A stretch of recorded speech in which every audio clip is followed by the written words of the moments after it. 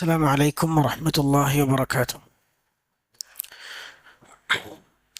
الحمد لله على كماله وإحسانه، وشكر له على توفيقه وامتنانه، وأشهد أن لا إله إلا الله وحده لا شريك له سبحان الله وبحمده، وأشهد أن محمدا عبده ورسوله الداعي إلى رضوانه، وصلى الله عليه وعلى آله وأصحابه وأتباعه وسلم تسليما كثيرا. أما بعد،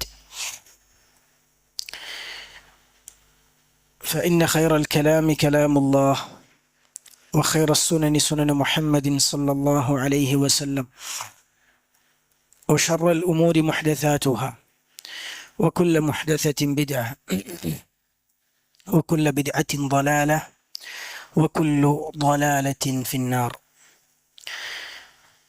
സ്നേഹാദരനരായ സത്യവിശ്വാസി സഹോദരങ്ങളെ, കാരണവന്മാരെ, അല്ലാഹു സുബ്ഹാനഹു വ തആലയെ സൂക്ഷിച്ച് അവനെക്കുറിച്ച് അറിഞ്ഞ് മനസ്സിലാക്കി അതിൻ്റെ തേട്ടമനുസരിച്ച് ജീവിതം ക്രമീകരിക്കാൻ പരിശ്രമിക്കണമെന്ന് ആമുഖമായി എന്നോടും നിങ്ങൾ ഓരോരുത്തരോടും വസിയത്ത് ചെയ്യുകയാണ്. അല്ലാഹു സുബ്ഹാനഹു വ തആല നമുക്കെല്ലാം അവൻ്റെ മഹത്തായ ഫദ്ല് കൊണ്ട് അതിനുള്ള തൗഫീഖ് നൽകി അനുഗ്രഹിക്കുമാറാകട്ടെ. കഴിഞ്ഞ ക്ലാസ്സിൽ, അവസാനത്തെ ക്ലാസ്സിൽ നമ്മൾ പറഞ്ഞുകൊണ്ടിരുന്നത് കമാലു തൗഹീദ്, തഹ്ഖീഖു തൗഹീദ്, തൗഹീദിൻ്റെ സാക്ഷാത്കാരം, അതുമായി ബന്ധപ്പെട്ട വിഷയമാണ്. നമുക്കിനി വിശദീകരിക്കാനുള്ള കിതാബു തൗഹീദിലെ അധ്യായം ബാബു മൻ ഹഖഖ തൗഹീദ ദഖലൽ ജന്നത ബിഗൈരി ഹിസാബിൻ വല അദാബ്. ചില കിതാബുകൾ, ചില കോപ്പികളിൽ ബിഗൈരി ഹിസാബ് എന്ന് മാത്രമേ ഉള്ളൂ. വേറെ ചില കോപ്പികളിൽ ബിഗൈരി ഹിസാബിൻ വല അദാബ് എന്നുകൂടിയുണ്ട്. എന്താണ് അധ്യായത്തിൻ്റെ പേര്? മൻ ഹഖഖ തൗഹീദ്. ആരാണോ തൗഹീദ് സാക്ഷാത്കരിച്ചത്, തൗഹീദ് പൂർത്തിയാക്കിയത്, അവന് സ്വർഗത്തിൽ പ്രവേശിക്കും. എങ്ങനെ പ്രവേശിക്കും? ബിഗൈരി ഹിസാബ്, വിചാരണ കൂടാതെ സ്വർഗത്തിൽ പ്രവേശിക്കും. അപ്പം അടിസ്ഥാനപരമായ തൗഹീദുള്ള എല്ലാവരും വിചാരണ കൂടാതെ സ്വർഗത്തിൽ പ്രവേശിക്കുമോ? ഇല്ല. അപ്പം തൗഹീദ് സാക്ഷാത്കരിച്ചവർക്കാണ് അത് കിട്ടുക. അടിസ്ഥാനപരമായ തൗഹീദ് ഉള്ളതുകൊണ്ട് മാത്രം ആ പ്രതിഫലം കിട്ടൂല. അപ്പോൾ ചില കോപ്പികളിൽ ബിഗൈരി ഹിസാബിൻ വല അദാബ്, വിചാരണയും ശിക്ഷയുമില്ലാതെ എന്ന് പറഞ്ഞു. അത് ഹദീസിൽ വന്ന വാചകമാണ്, ബിഗൈരി ഹിസാബിൻ വല അദാബ്. വിചാരണ ഇല്ലാതെ എന്ന് പറഞ്ഞാൽ തന്നെ, വിചാരണ ഇല്ലാതെ സ്വർഗത്തിൽ പ്രവേശിക്കുമെന്ന് പറഞ്ഞാൽ സ്വാഭാവികമായിട്ടും ശിക്ഷ ഇല്ല എന്നുള്ളത് അത് നമുക്ക് മനസ്സിലാക്കാം. കാരണം വിചാരണ പോലും അവർക്കില്ല. അപ്പോൾ അല അദാബിന്ന് അധ്യായത്തിൻ്റെ പേരിൽ പറഞ്ഞിട്ടില്ലെങ്കിലും അതതിൽ പറയണമെന്നില്ല, ആശയം കിട്ടാൻ. മനസ്സിലായില്ലേ? മനസ്സിലായില്ലേ? വിചാരണ ഇല്ലെങ്കിൽ പിന്നെ ശിക്ഷ എന്തായാലും ഇല്ല. വിചാരണ ഇല്ലാതെ സ്വർഗത്തിൽ പ്രവേശിക്കുന്നവരാണെങ്കിൽ അപ്പം പറഞ്ഞിട്ടില്ലെങ്കിലും ആശയം കിട്ടും. ഇനി ഈ അധ്യായത്തിലേക്ക് നമ്മൾ കടക്കുന്നതിന് മുമ്പ് തഹ്ഖീഖു തൗഹീദ് എന്താണ് എന്നാണ് നമ്മൾ കഴിഞ്ഞ ക്ലാസ്സിൽ വിശദീകരിച്ച് തുടങ്ങിയത്. നമ്മൾ പറഞ്ഞിരുന്നു, ഒന്നാമതൊരു മുസ്ലിം ഇസ്ലാം സ്വീകരിക്കാൻ, ഒരു വിശ്വാസി, ഒരു മനുഷ്യൻ മുസ്ലിം ആകണമെങ്കിൽ അവൻ്റെ ജീവിതത്തിൽ ഉണ്ടായിരിക്കേണ്ട എന്താണ്? അസ്ലു തൗഹീദ് ഉണ്ടാകണം, അല്ലേ? തൗഹീദ്, അടിസ്ഥാനപരമായ തൗഹീദ് അവന് ഉണ്ടായിരിക്കണം. എന്താണ് അസ്ലു തൗഹീദ്? എന്താണ് എന്ന് പറഞ്ഞാൽ ലാ ഇലാഹ ഇല്ലല്ലാഹയിൽ എല്ലാം വരും. മൂന്നും ലാ ഇലാഹ ഇല്ലല്ലാഹയിൽ പെട്ടാണ്. ലാ ഇലാഹ ഇല്ലല്ലാഹയുടെ അടിസ്ഥാന ആശയം എന്താണെന്നാ ചോദിക്കണേ? എല്ലാവർക്കും അറിയണ തന്നെയാണ്. ലാ ഇലാഹ ഇല്ലല്ലാഹയുടെ അടിസ്ഥാന ആശയം എന്താണ്? അള്ളാഹു മാത്രമേ ആരാധിക്കപ്പെടാവൂ, അല്ലെ? അതാണെന്ത്? ലാ ഇലാഹ ഇല്ലല്ലാഹയുടെ അടിസ്ഥാന ആശയം. അതിനാണ് അസ്ലു തൗഹീദ് എന്ന് പറയാം. അള്ളാഹുവിന് മാത്രമേ ആരാധനകൾ നൽകപ്പെടാവൂ. ആ ആശയത്തിൽ ഒരാൾക്ക് വ്യതിയാനം സംഭവിച്ചാൽ, അള്ളാഹു അല്ലാത്ത ആർക്കെങ്കിലും ആരാധനയുടെ ഏതെങ്കിലും ഒരു ഇനം ഒരാൾ തിരിച്ചുവിട്ടാൽ അവന് അടിസ്ഥാനപരമായ തൗഹീദ് തന്നെ ഇല്ല. അല്ലെ, അവൻ ഖാലിദുൻ മുഖല്ലദുൻ ഫിന്നാർ ലാ യഗ്ഫിറുല്ലാഹു, അല്ലെ, അള്ളാഹുവിന്റെ പാപം പുറത്തു കൊടുക്കൂല, അവൻ നരകത്തിൽ നിത്യവാസിയാണ്, അവന്റെ മുഴുവൻ കർമ്മങ്ങളും നിഷ്ഫലമാകും, അവൻ ഇസ്ലാമിന്റെ വൃത്തത്തിൽ നിന്ന് പുറത്താണ്. ഇതെപ്പോഴാണ്? ആരാധനകൾ അള്ളാഹു അല്ലാത്തവർക്ക് കൊടുക്കാൻ പാടില്ല എന്ന തൗഹീദിന്റെ ഏറ്റവും അടിസ്ഥാന ആശയത്തിൽ ഒരാൾക്ക് വ്യതിയാനം സംഭവിച്ചാൽ അവൻ ഇസ്ലാമിൽ നിന്ന് പുറത്താണ്, അവന് സ്വർഗം നിഷിദ്ധമാണ്, സ്വർഗം അവന് ഒരിക്കലും സ്വർഗപ്രവേശനം അവന് സാധ്യമല്ല. അള്ളാഹു നമ്മെ എല്ലാം തൗഹീദിൽ നിലയുറപ്പിച്ച് അങ്ങനെ മരണം വരിക്കാനുള്ള തൗഫീഖ് നമുക്കൊക്കെ പ്രദാനം ചെയ്യുമാറാകട്ടെ.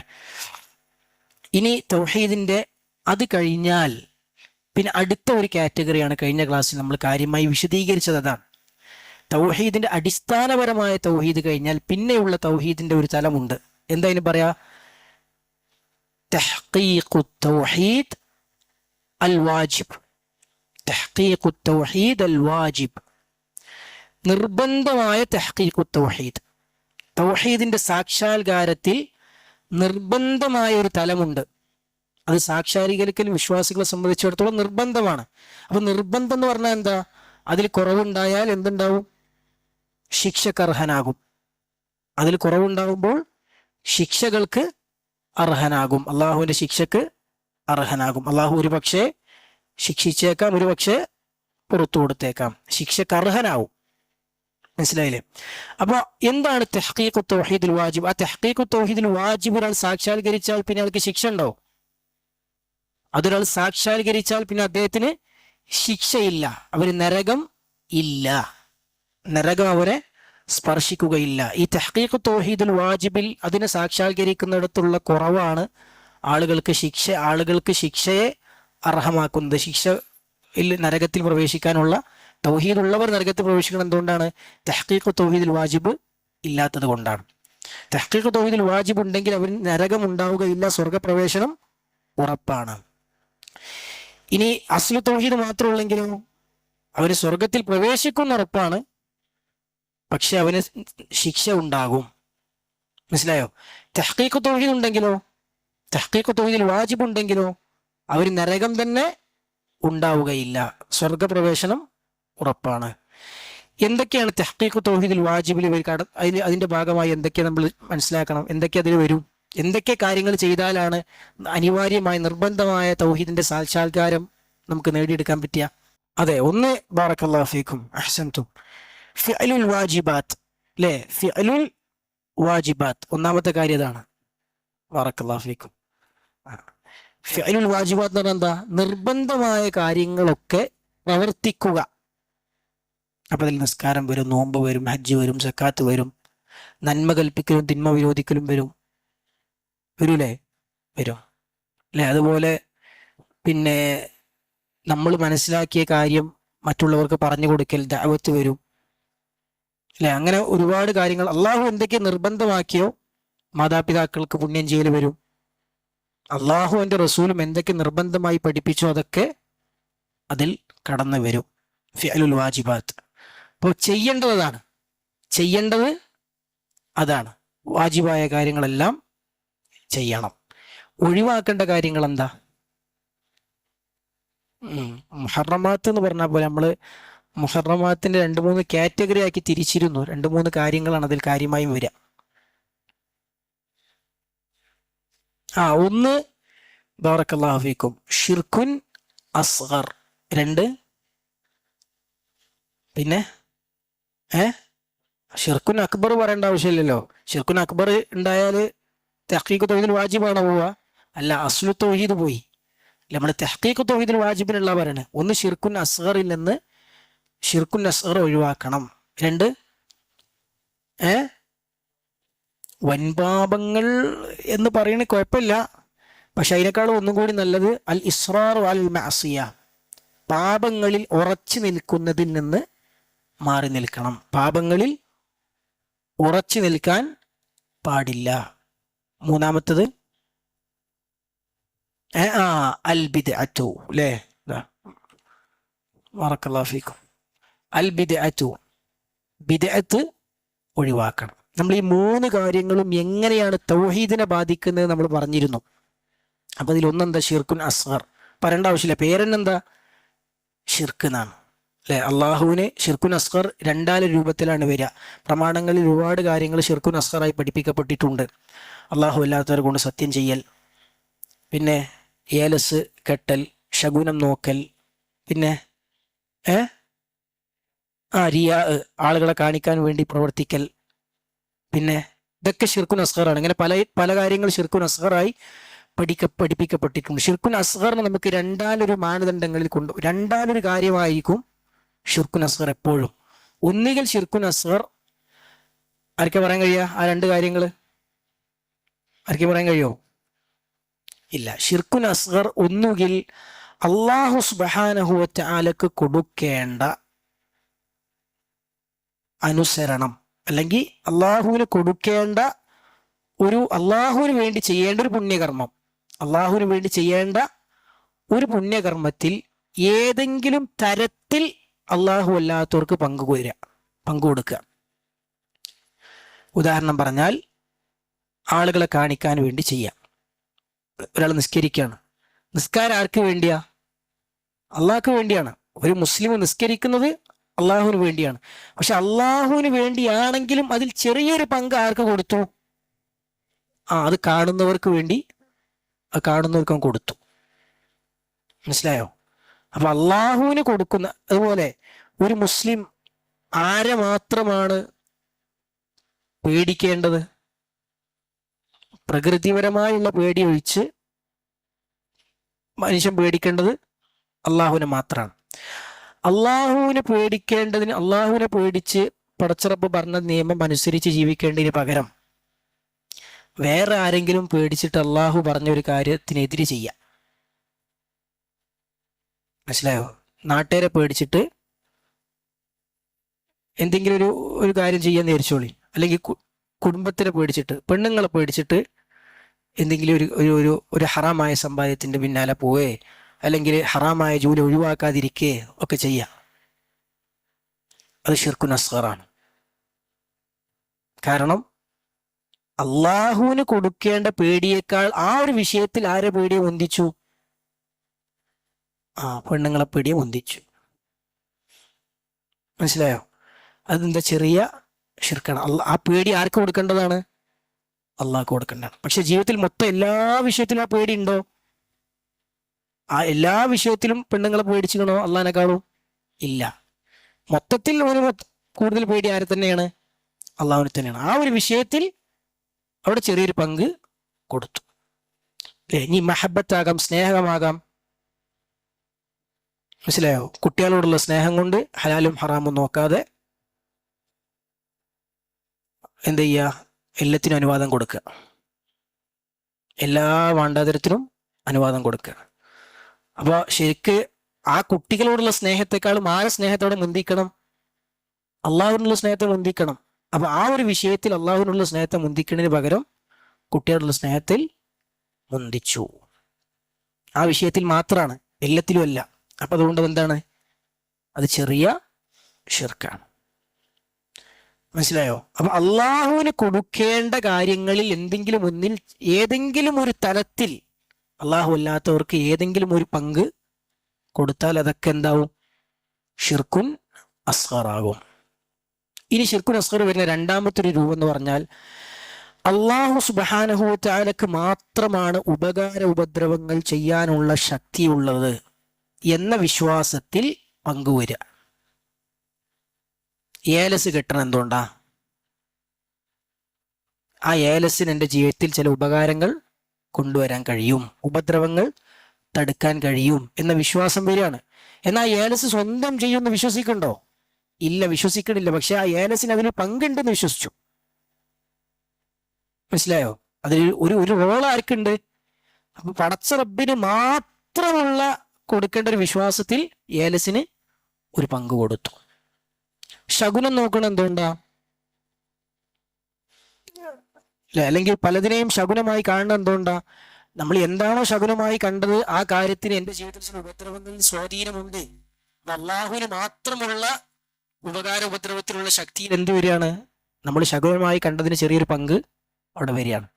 അപ്പൊ ഈ രണ്ട് കാര്യങ്ങളിൽ എല്ലാ ചെറിയ ശിർക്കും വരും, ഇതിൽ പെടും. ഒന്നുകിൽ ഇതിൽ അള്ളാഹുവിന് കൊടുക്കേണ്ട ഏതെങ്കിലും ഒരു പുണ്യകർമ്മത്തിൽ, ഒരു അള്ളാഹുവിനോട് ഉണ്ടാകേണ്ട ഏതെങ്കിലും ഒരു, അള്ളാഹുവിന് വേണ്ടി ചെയ്യേണ്ട എന്തെങ്കിലും ഒരു നല്ല കാര്യത്തിൽ അള്ളാഹു അല്ലാത്തവരെ മുന്തിക്കുന്ന, അള്ളാഹു അല്ലാത്തവർക്ക് വേണ്ടി കൂടി അതിൽ പങ്കു കൊടുക്കുന്ന അവസ്ഥ ഉണ്ടാവുക. അതല്ലെങ്കിൽ ഉപകാര ഉപദ്രവങ്ങൾ ചെയ്യാനുള്ള ശക്തി, അതിന്റെ കഴിവ് അള്ളാഹുവിന് മാത്രമാണെന്ന വിശ്വാസത്തിൽ കുറവുണ്ടാവുക, അതിൽ കുറവുണ്ടാവുക. ഇത് രണ്ടുമാണ് ചെറിയ ശിർക്കിന്റെ എല്ലാ ഇനങ്ങളും. ഈ രണ്ടിൽ ഏതെങ്കിലും ഒന്നിൽ കടന്നു വരും. അതാണ് ചെറിയ ശിർക്ക്. ഇനി രണ്ടാമത് ബിദ്അത്താണ്. ബിദ്അത്ത് എങ്ങനെയാണ് തൗഹീദിന് എതിരാകുന്നത്?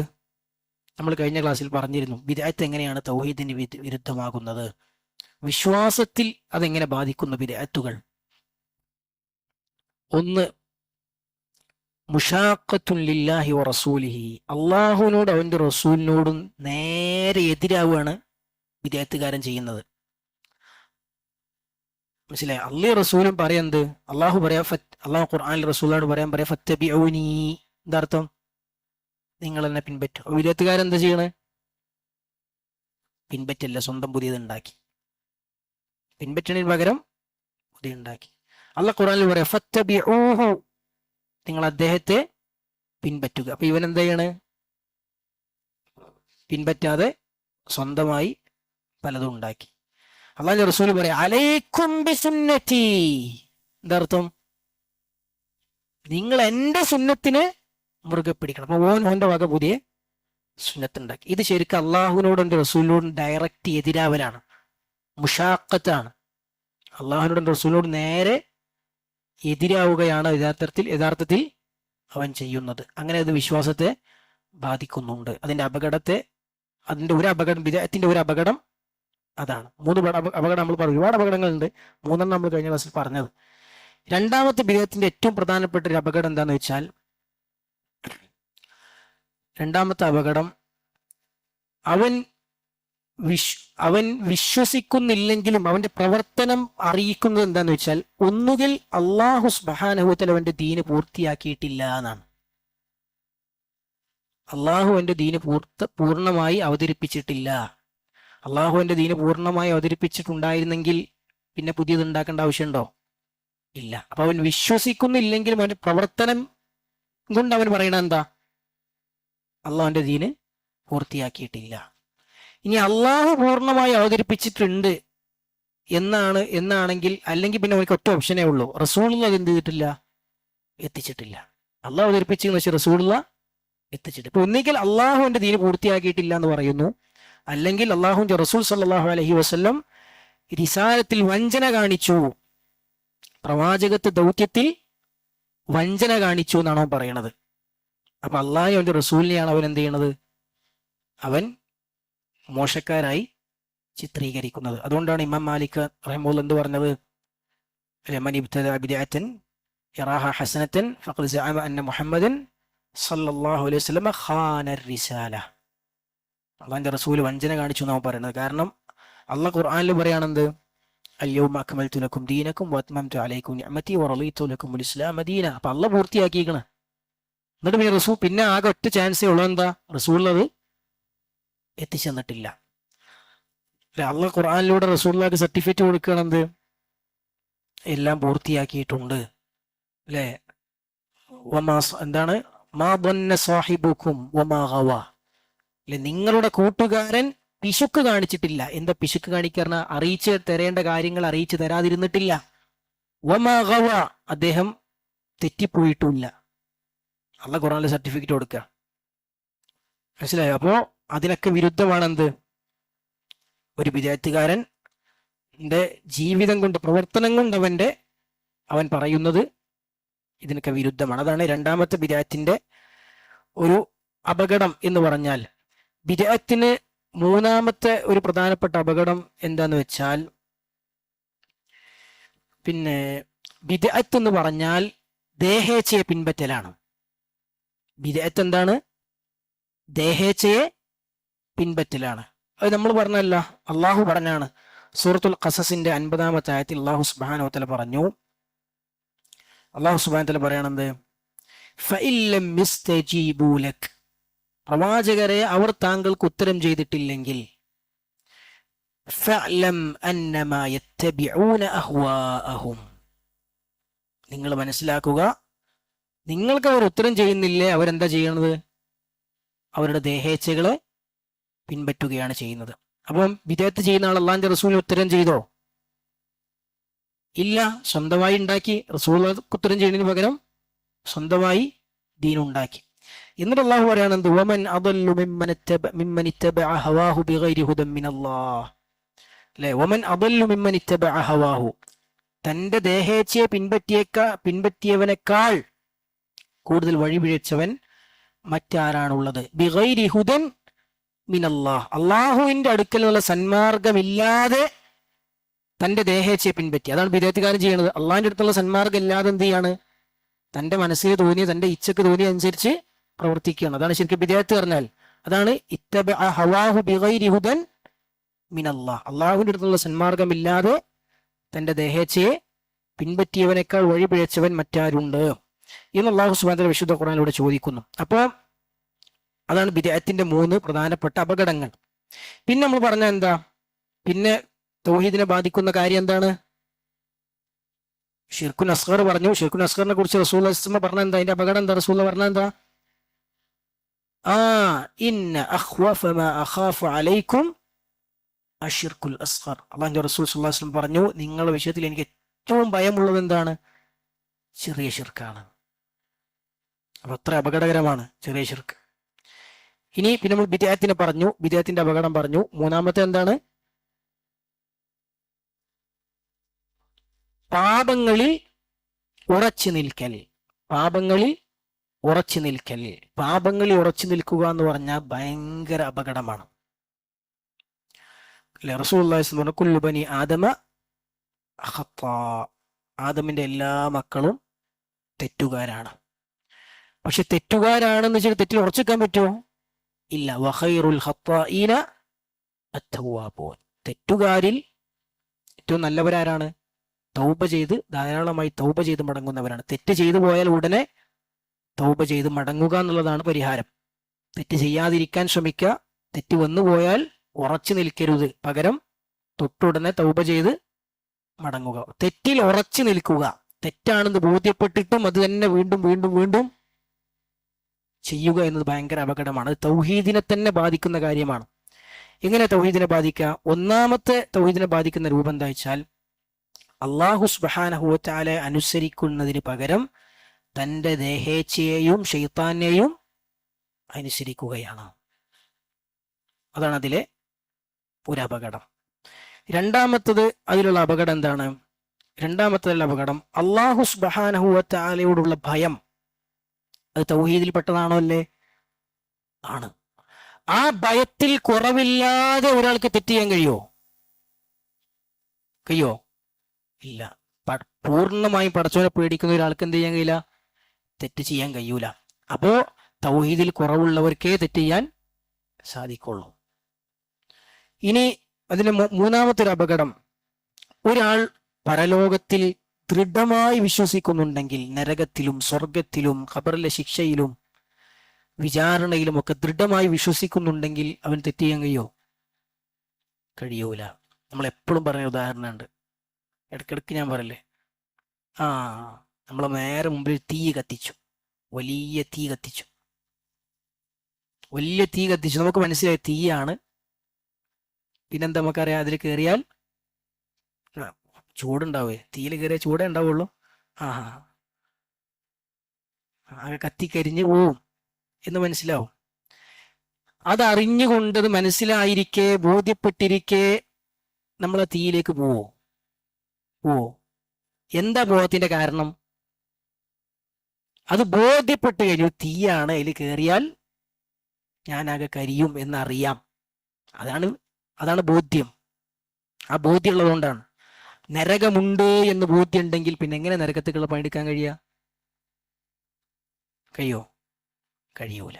അപ്പൊ ബോധ്യത്തിലുള്ള വിശ്വാസത്തിലുള്ള കുറവാണ് എന്തിന് കാരണം? തെറ്റ് ചെയ്യാനുള്ള കാരണം.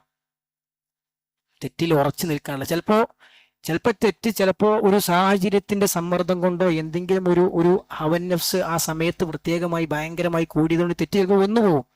അപ്പൊ ഇതിനെക്കുറിച്ചൊന്നും ചിന്ത ഉണ്ടാവില്ല. പക്ഷെ ആ തെറ്റിൽ വീണ്ടും വീണ്ടും ആവർത്തിച്ചതിൽ ഉറച്ചു നിൽക്കുന്നുണ്ടെങ്കിൽ അത് ശരിക്കും എന്തിനാണ് അറിയിക്കുന്നത്? വിശ്വാസത്തിൽ അത്രയും കുറവുണ്ട് എന്നതിന്റെ അടയാളമാണ്. അള്ളാഹു നമ്മെ കാത്തു രക്ഷിക്കുമാറാകട്ടെ. അള്ളാഹു നമ്മുടെ ഈമാനിനെ വർദ്ധിപ്പിച്ചു തന്ന് നല്ല ഈമാനുള്ള പരിപൂർണമായ തൗഹീദുള്ളവരായി നമ്മളെ പരിവർത്തിപ്പിക്കുമാറാകട്ടെ. അപ്പൊ അതാണ് തെറ്റുകളിൽ ഉറച്ചു നിൽക്കുന്നതിന്റെ മൂന്നാമത്തെ അപകടം. എന്താണ്? വിശ്വാസത്തിൽ ഉള്ള കുറവിനെയാണ് അത് അറിയിക്കുന്നത്. തെറ്റിൽ ഉറച്ചു നിൽക്കുന്ന നാലാമത്തെ അപകടം, അത് തൗഹീദിനെ ബാധിക്കുന്ന സംശയമില്ലല്ലോ. വിശ്വാസത്തിൽ കുറവുണ്ടെങ്കിൽ എന്തിനാണ് ബാധിക്കുന്നത്? തൗഹീദിനാണ് ബാധിക്കുന്നത്. നാലാമത്തെ തെറ്റുള്ള അപകടം എന്താണ്? തെറ്റിൽ ഉറച്ചു നിൽക്കുന്നവരുടെ മനസ്സ് ആ തെറ്റുമായി എപ്പോഴും ബന്ധപ്പെട്ടതായിരിക്കും. അവരുടെ മനസ്സ് എപ്പോഴും തെറ്റുമായി കണക്റ്റഡ്, ആ പാപവുമായി കണക്റ്റഡ് ആയിരിക്കും. ശരിക്കും വിശ്വാസികളുടെ മനസ്സ് എന്തിലേക്കാണ് കണക്ട് ചെയ്യേണ്ടത്? അള്ളാഹുവിനോടാണ് കണക്ട് ചെയ്യേണ്ടത് അല്ലെ? അവരെപ്പോഴും പടച്ചവനെ കുറിച്ചാണ് ചിന്തിക്കേണ്ടത്, റബ്ബിനെ കുറിച്ചാണ് ആലോചിക്കേണ്ടത്. അള്ളാഹുവിലുള്ള വിശ്വാസവും അള്ളാഹുവിലുള്ള പ്രതീക്ഷയും അള്ളാഹുവിനോടുള്ള ഭയവും, ഇതൊക്കെയാണ് വിശ്വാസികളുടെ മനസ്സിൽ എപ്പോഴും നിറഞ്ഞു നിൽക്കേണ്ടത്. ഒരാളൊരു തെറ്റിൽ ഉറച്ചു നിൽക്കുന്ന ആളാണെങ്കിൽ, ആവർത്തിച്ച് ആ തെറ്റിങ്ങനെ അവസരം കിട്ടുമ്പോഴൊക്കെ ചെയ്തുകൊണ്ടിരിക്കുന്ന ആളാണെങ്കിൽ, അയാളെ മനസ്സിൽ മുഴുവൻ എന്താ? ആ ദേഹേച്ഛയോടുള്ള പ്രിയം, അല്ലെങ്കിൽ അതുമായി അവന്റെ മനസ്സ് എപ്പോഴും കണക്റ്റഡ് ആണ്. തഅല്ലുഖുൽ ഖൽബ്, അവന്റെ മനസ്സിന്റെ ബന്ധം അതിനോടാണ്. അപ്പൊ മനസ്സിന്റെ ബന്ധം അള്ളാഹുവിനോട് കൊടുക്കേണ്ടതിന് പകരം ആ തെറ്റിനോട് അവരുടെ മനസ്സിന്റെ ബന്ധം ഉണ്ടാവുകയാണ്. മനസ്സിലായോ? അപ്പൊ അള്ളാഹുവിന് അവന്റെ മനസ്സിൽ കൊടുക്കേണ്ട സ്ഥാനത്തിൽ, ആ സ്ഥാനത്തിൽ ഒരു വലിയൊരു ഭാഗം ആര് കൊണ്ടുപോയി? ആ തെറ്റ് കൊണ്ടുപോയി. അത് തൗഹീദിനെ ബാധിക്കുമല്ലേ? ബാധിക്കും. അപ്പൊ ഇതൊക്കെ തൗഹീദിനെ ബാധിക്കുന്ന, ഇങ്ങനെയാണ് ഇതൊക്കെ തൗഹീദിനെ എന്ന് മാത്രമല്ല, ആ ബന്ധം ആ തെറ്റിനോടുള്ള ബന്ധം കൂടി ഈമാൻ പൂർണ്ണമായി നഷ്ടപ്പെടുന്ന അവസ്ഥയിലേക്ക് വരെ എത്തും. അള്ളാഹു നമ്മെ കാത്ത് രക്ഷിക്കുമാറാകട്ടെ.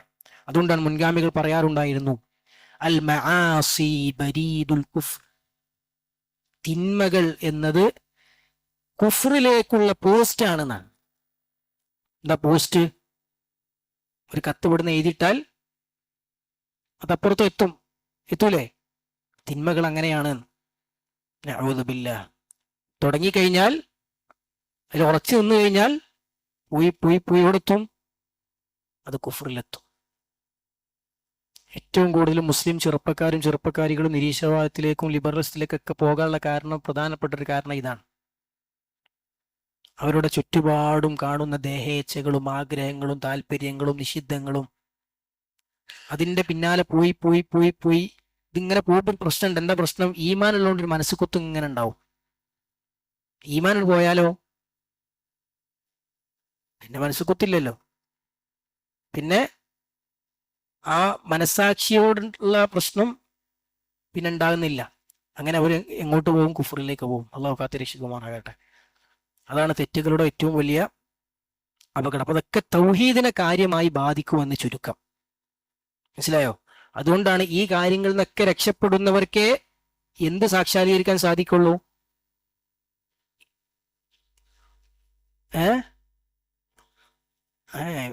ഹിസാബുമൊക്കെ നമ്മൾ എത്തിയിട്ടില്ല. വാജിബായ തഹ്ഖീഖു തൗഹീദ് സാക്ഷാത്കരിക്കാൻ കഴിയുള്ളൂ. വാജിബായ തഹ്ഖീഖു തൗഹീദ് സാക്ഷാത്കരിച്ചാലുള്ള പ്രതിഫലം എന്താ? ഹിസാബില്ലാത്ത സ്വർഗമല്ല. എന്താണ്? നരകത്തിൽ പ്രവേശിക്കാതെ സ്വർഗത്തിൽ കയറാം. നരകം തൊടാതെ സ്വർഗത്തിൽ പ്രവേശിക്കാം. നമുക്ക് നരകം സ്പർശിക്കാതെ സ്വർഗത്തിൽ പ്രവേശിക്കാൻ ആഗ്രഹമുണ്ടോ? അള്ളാഹു നമുക്ക് പ്രദാനം ചെയ്യുമാറാകട്ടെ. ഉണ്ടെങ്കിൽ നമ്മൾ ചെയ്യേണ്ടത് ഈ കാര്യങ്ങളാണ്.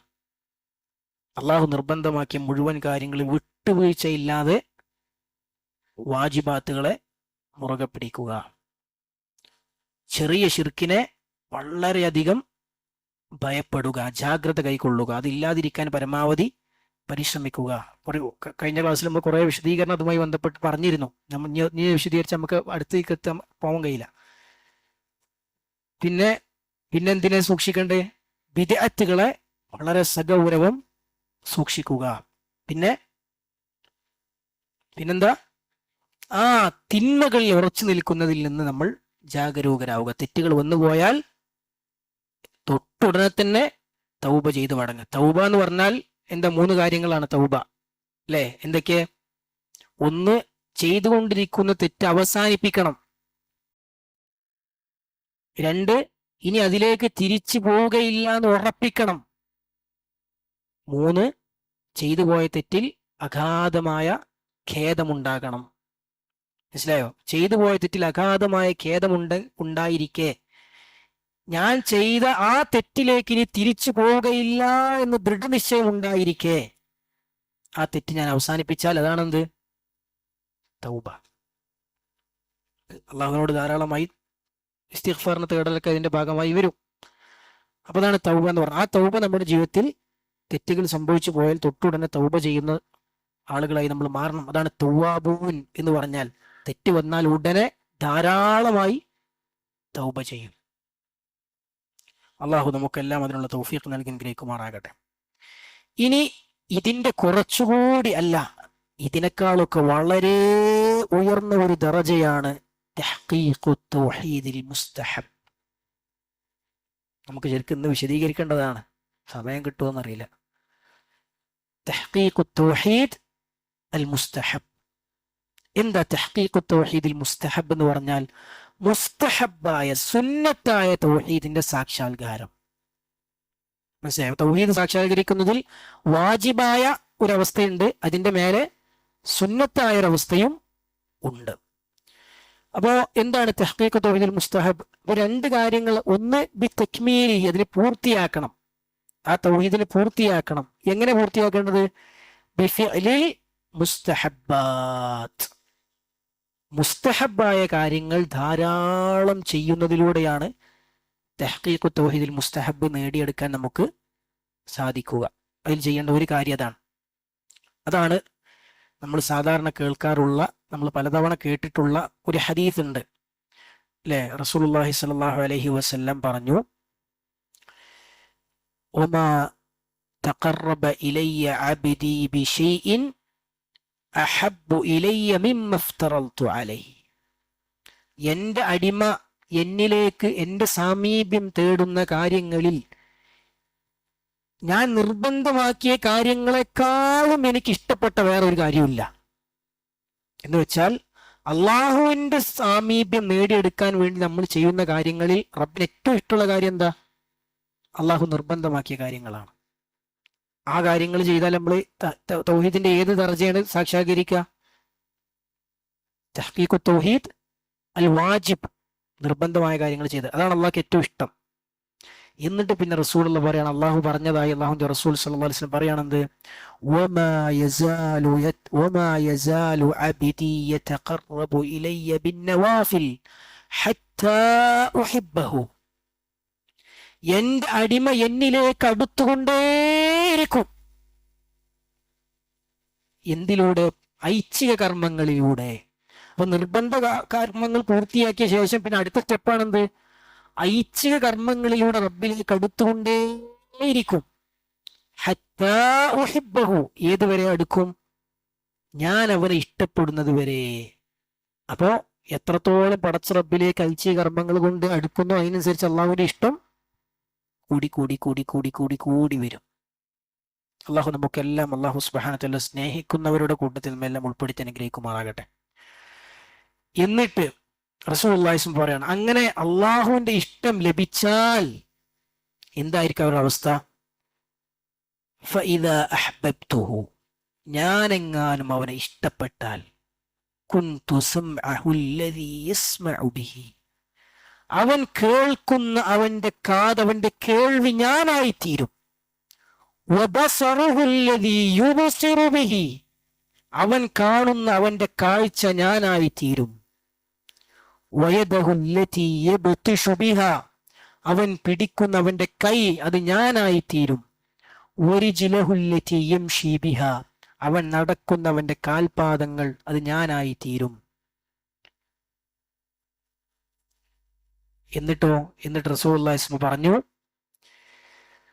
മൻ ആദാലി വലിയൻ, എന്റെ വലിയനെ, ഞാൻ സ്നേഹിക്കുന്ന എന്റെ അടിമയെ ആരെങ്കിലും ഉപദ്രവിച്ചാൽ, നാവുകൊണ്ടോ വാക്കുകൊണ്ടോ അവയവങ്ങൾ കൊണ്ടോ കൈകാല് എങ്ങനെയും അവൻ ഉപദ്രവിച്ചാൽ, മൻ ആദാലി വലിയൻ ഫഖദ് ആദൻതുഹു ബിൽ ഹർബ്, അവനോട് ഞാൻ യുദ്ധം പ്രഖ്യാപിച്ചിരിക്കുന്നു എന്നാണ്. അവനോട് ഞാൻ യുദ്ധം പ്രഖ്യാപിച്ചിരിക്കുന്നു. അത്രയും പടച്ച റബ്ബ് അവരെന്ത് ചെയ്യും? തീരുമാനാക്കി കളയുന്നർത്ഥം. ആരുപദ്രവിച്ചാൽ? അള്ളാഹുവിന്റെ ഔലിയാക്കളെ ഉപദ്രവിച്ചാൽ. ആരാണ് അള്ളാഹുവിന്റെ ഔലിയാക്കൾ? അള്ളാഹുവിന് ഇഷ്ടമുള്ള ഐച്ഛിക കർമ്മങ്ങൾ ധാരാളമായി ചെയ്ത് അള്ളാഹുവിനോട് അടുത്തവരാണ് അള്ളാഹുവിന്റെ ഔലിയാക്കൾ. അങ്ങനെ അടുത്തു കഴിഞ്ഞാൽ, അള്ളാഹുവിന്റെ ഇഷ്ടം കിട്ടിക്കഴിഞ്ഞാൽ, പിന്നെ അവന്റെ കേൾവി ഞാനാകും, അവന്റെ കാഴ്ച ഞാനാകും, കൈ ഞാനാകും, കാല് ഞാനാകും എന്നൊക്കെ പറയുന്ന ഉദ്ദേശം എന്താ? ശരി, അതിന് ബാത്തിലായ ഒരുപാട് വിശദീകരണങ്ങൾ വ്യതിയാന കക്ഷികൾ നടത്തിയിട്ടുണ്ട്. സൂഫികളും മറ്റും ബാത്തിലായ ഒരുപാട് വിശദീകരണങ്ങൾ ഇതിന് നടത്തിയിട്ടുണ്ട്. അതിന് ശരിയായ അഹ്ലുസുന്ന അംഗീകരിക്കുന്ന വിശദീകരണം ഒന്ന് രണ്ട് രൂപത്തിൽ കാണാൻ പറ്റും. ഇതിൽ ഏറ്റവും എളുപ്പമുള്ള ലളിതമായ വിശദീകരണം എന്താണെന്ന് വെച്ചാൽ, അവന്റെ കണ്ണുകൊണ്ട് കാണുന്നതെല്ലാം എനിക്കിഷ്ടമുള്ള കാര്യങ്ങളായിരിക്കും. അവൻ എൻ്റെ കാതുകൊണ്ട് കേൾക്കുന്നതെല്ലാം ഞാൻ ഇഷ്ടപ്പെടുന്ന കാര്യങ്ങളായിരിക്കും. അവന്റെ കൈകൊണ്ട് പ്രവർത്തിക്കുന്നതെല്ലാം എനിക്കിഷ്ടമുള്ള കാര്യങ്ങളായിരിക്കും. അവന്റെ കാലുകൊണ്ട് നടന്നു പോകുന്നതെല്ലാം എനിക്കിഷ്ടമുള്ള കാര്യങ്ങളിലേക്കായിരിക്കും. അവിടെയൊക്കെ അള്ളാഹുവിന്റെ തൗഫീഖ് അവന് കിട്ടും. അവന്റെ കാഴ്ചയിലും കേൾവിയിലും നടത്തത്തിലും പ്രവർത്തനത്തിലും എല്ലാം അള്ളാഹു സുബ്ഹാനഹു വ തആലയുടെ തൗഫീഖ് അവന് സഹായം അവന് ലഭിച്ചുകൊണ്ടേയിരിക്കും. അതാണ് അതിന്റെ ശരിയായ വിശദീകരണം.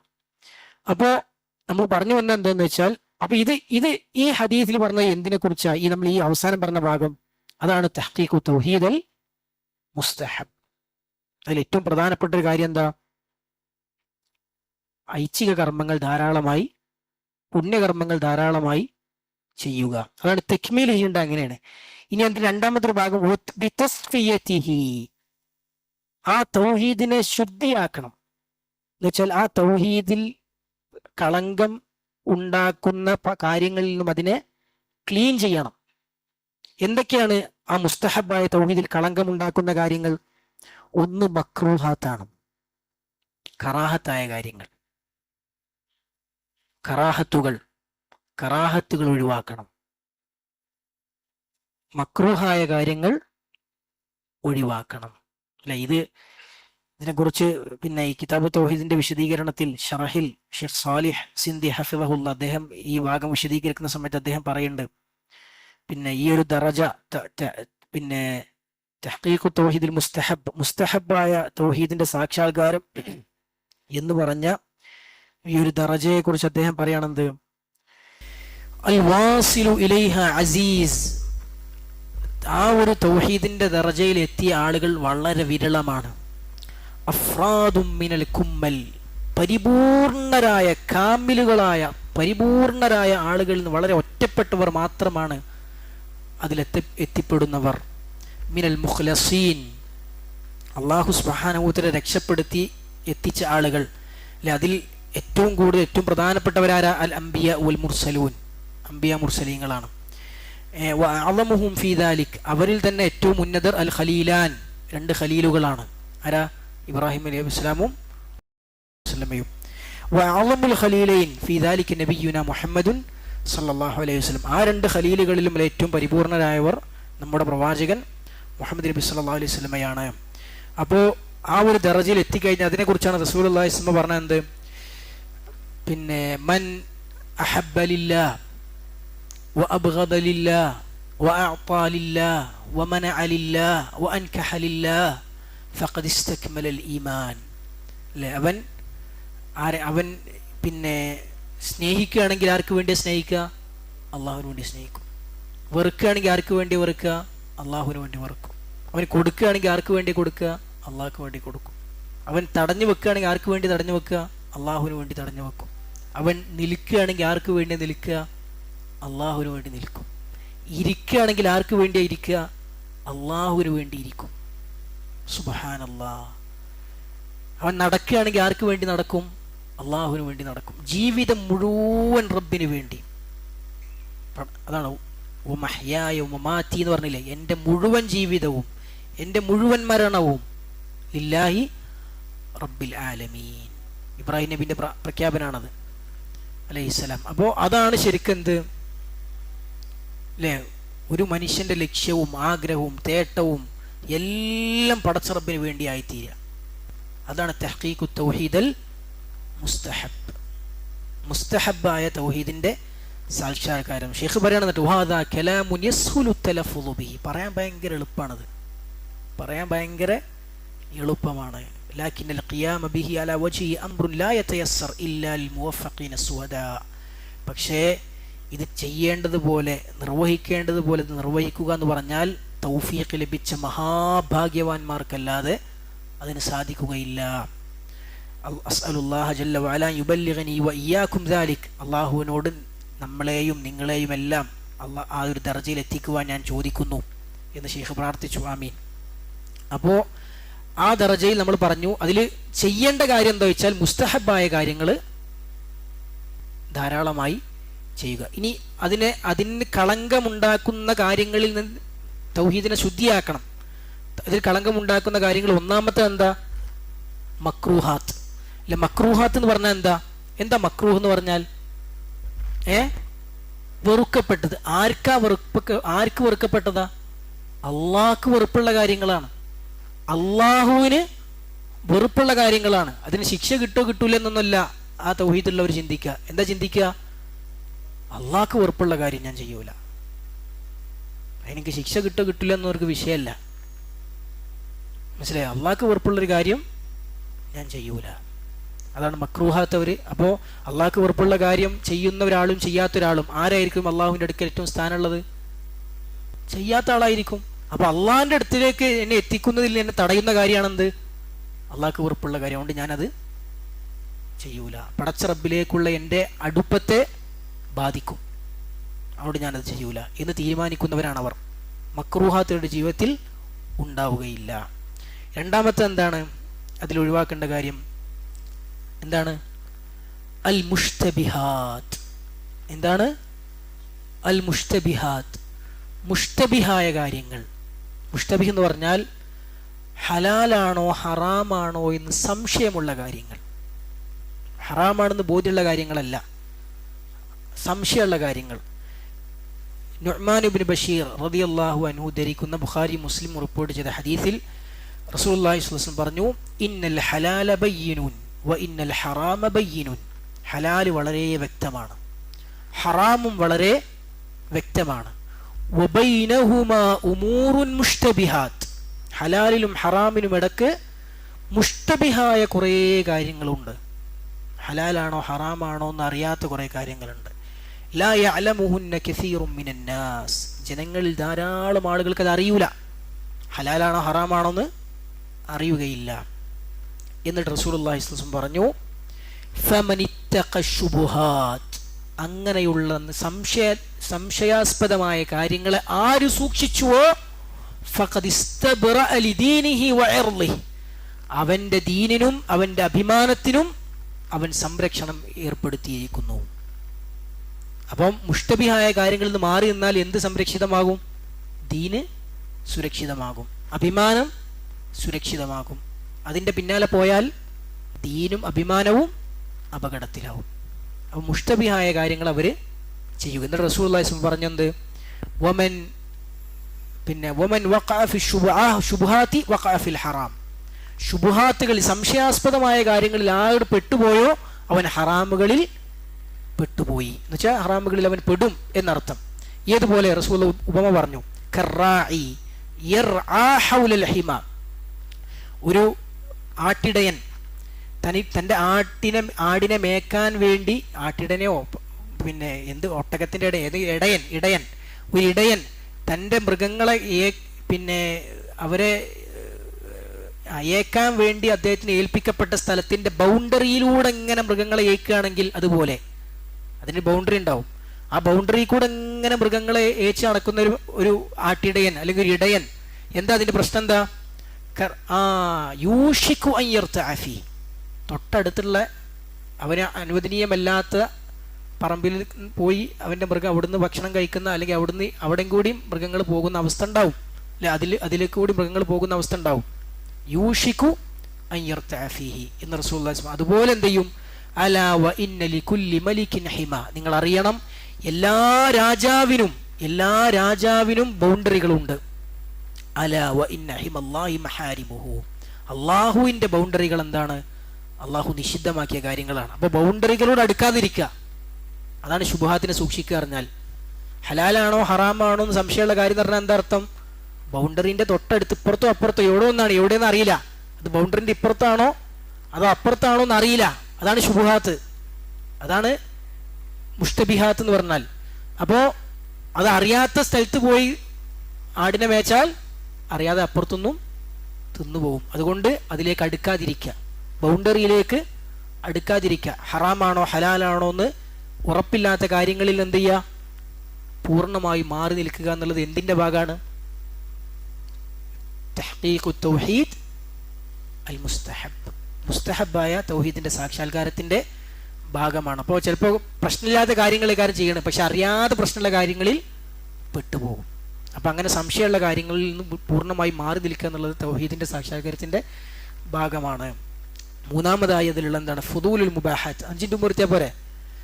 ഫുദൂലുൽ മുബാഹാത്ത്. ഫുദൂലുൽ മുബാഹാത്ത് എന്ന് പറഞ്ഞാൽ അനുവദനീയമായ കാര്യങ്ങളാണ്, പക്ഷേ അനാവശ്യമാണ്. അനാവശ്യമായ അനുവദനീയങ്ങൾ. എന്താ അനാവശ്യവും ആവശ്യവും എങ്ങനെ വേർതിരിക്കുക? അതെങ്ങനെ വേർതിരിക്കുക? പരലോകത്ത് ഉപകാരമില്ലാത്തതെല്ലാം അനാവശ്യമാണ്. പരലോകത്ത് ഉപകാരമില്ലാത്ത എല്ലാ അനുവദനീയമായ കാര്യങ്ങളും എന്താണ്? അനാവശ്യമാണ്. പരലോകത്ത് ഉപകാരമുള്ള അനുവദനീയമായ കാര്യങ്ങളാണെങ്കിലോ അതൊന്നും അനാവശ്യമില്ല. മനസ്സിലായോ? അപ്പോൾ അതുകൊണ്ടാണ് അതുകൊണ്ട് തന്നെ അള്ളാഹുവിനെ അനുസരിക്കാൻ, അള്ളാഹു സുബ്ഹാനഹു വ തആലയുടെ ഇഷ്ടം നേടിയെടുക്കാൻ നമുക്ക് സഹായകമാകാത്ത ഏത് അനുവദനീയമായ കാര്യം അതില്ലാത്തതാണുള്ളതിനേക്കാളും നല്ലത്. കാരണം അത് ഉണ്ടായാൽ ഉപകാരമില്ലാത്ത കാര്യങ്ങൾ നമ്മൾ സമയം പോവാണ് അല്ലേ? ഉപകാരമില്ലാത്ത കാര്യങ്ങളിൽ ആ സമയം ഉപകാരമുള്ളതിൽ ചെലവഴിച്ചാൽ അതിൻ്റെ ഉപകാരം എവിടെ കിട്ടും? പരലോകത്ത് കിട്ടും. അപ്പോൾ ഉപകാരമില്ലാത്തത് ചെയ്തു എന്ന് മാത്രമല്ല, ഉപകാരമുള്ളത് ചെയ്യേണ്ട സമയം കളഞ്ഞും ചെയ്തു. മനസ്സിലായോ? അതാണ് അതിൻ്റെ പ്രശ്നം. അതാണതിൻ്റെ ഉപകാരമില്ലാത്ത കാര്യങ്ങൾ ചെയ്തു എന്ന് മാത്രമല്ല അതിൻ്റെ പ്രശ്നം. എന്തും കൂടി അതിന് പ്രശ്നമുണ്ട്, ഉപകാരമുള്ള കാര്യങ്ങൾ ചെയ്യേണ്ട സമയം കളഞ്ഞു. അതും കൂടി എൻ്റെ പ്രശ്നമാണ്. അപ്പോൾ ഇവര് അനുവദനീയമായ കാര്യങ്ങൾ ചെയ്യൂല എന്ന് ഒരിക്കലും അതിന് അർത്ഥമില്ല. പക്ഷെ അവർ സമയത്തിന് ഭയങ്കര വിലയുള്ളവരായിരിക്കും. അവരുടെ ഒരു സമയവും വെറുതെ കളയാൻ അവർ സമ്മതിക്കുകയില്ല. അതാണ് അവരുടെ പ്രത്യേകത. അപ്പം അവർ അനുവദനീയമായ കാര്യങ്ങൾ കൊണ്ട് ഉപകാരം എടുക്കും. അവർ അനുവദനീയമായ കാര്യങ്ങൾ ആസ്വദിക്കും. പക്ഷേ രണ്ട് രൂപത്തിലാണ് അവർ ചെയ്യുക. 2 കാരണമാണ് അവർക്ക് ഉണ്ടാവുക. ഒന്ന്, അള്ളാഹുവിലേക്ക് അടുപ്പിക്കുന്നതായിരിക്കണം, അല്ലെങ്കിൽ അതിന് സഹായകമാകുന്നതായിരിക്കണം ആ അനുവദനീയമായ കാര്യം. രണ്ടാമത്തത്, അത് ആ അനുവദനീയമായ കാര്യമാണെങ്കിൽ പോലും അത് ചെയ്യുമ്പോൾ അവർക്ക് നല്ല നിയ്യത്ത് ഉണ്ടാകും. ഉദാഹരണം പറഞ്ഞാൽ, നമ്മൾ ഇപ്പം ഈ ദർജയിലുള്ള ആളുകൾ തമാശ പറയും. ഭാര്യനോടും കുട്ടികളോടും തമാശ പറയും. അവർക്ക് ഇഷ്ടമുള്ള ഭക്ഷണം വാങ്ങിക്കൊടുക്കും. പക്ഷെ ഈ ദർജയിലുള്ള ആളുകൾക്ക് ഒരു പ്രത്യേകത ഉണ്ടാവും. എന്താ പ്രത്യേകത? അവരാ ഭക്ഷണം വാങ്ങിക്കൊടുക്കണത് എന്തിനാ? ആ ഭക്ഷണത്തിലൂടെ അവർക്കൊരു തർവീഹുൻ നഫ്സ്, ഒരു മാനസികമായൊരു ആശ്വാസവും ഒരു സന്തോഷം കിട്ടും. അത് കിട്ടിയാൽ അവർക്ക് പിന്നെയും നല്ല കാര്യങ്ങളിൽ വ്യാപൃതരാകാൻ പറ്റും. അല്ലെങ്കിൽ വെറും ഇബാദത്തായിട്ട് ഇങ്ങനെ കൂടുകയാണെങ്കിൽ ചടപ്പ് വരും, മടുപ്പ് വരും, അലസത വരും.